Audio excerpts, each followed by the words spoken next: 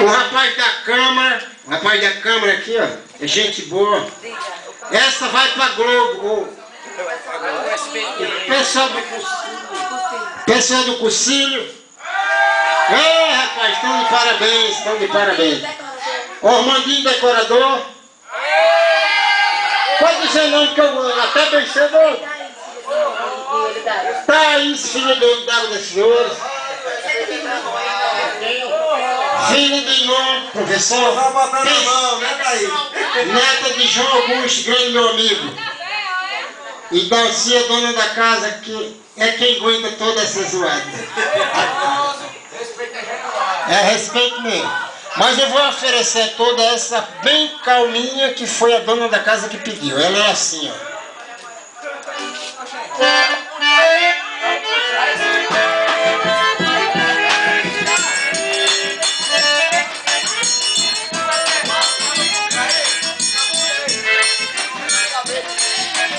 Na margem do São Francisco nasceu a beleza, e a natureza ela Jesus me abençoa com suas mãos divinas, pra não morrer de saudade, vai voltar pra Petrolina. Jesus me abençoa com suas mãos divinas, pra não morrer de saudade, vou voltar pra Petrolina. Do outro lado do rio tem uma cidade, que uma mocidade eu visitava todo dia. Atravessava a pontinha, que alegria, chegava em Juazeiro da Bahia. Atravessava a pontinha, que alegria, chegava em Juazeiro da Bahia.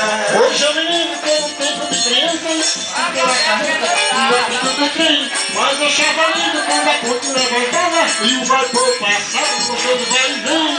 E passando Juazeiro, Petrolina. Também duas eu acho uma coisa, eu gosto de Juazeiro e adoro Petrolina. Eu gosto de Juazeiro E adoro Petrolina. e eu gosto de olho d'água. E adoro Maceió. Eu gosto de Maceió. E adoro olho d'água.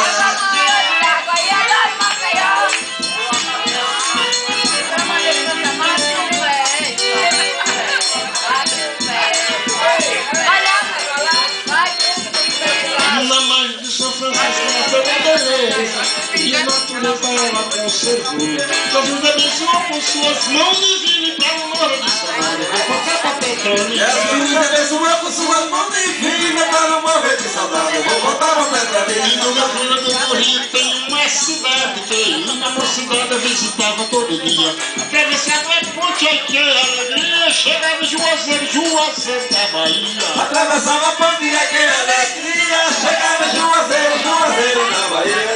Hoje eu me lembro que eu não tenho preguiça, mas deixava lindo quando a ponte levantava e o vapor passava no show do vai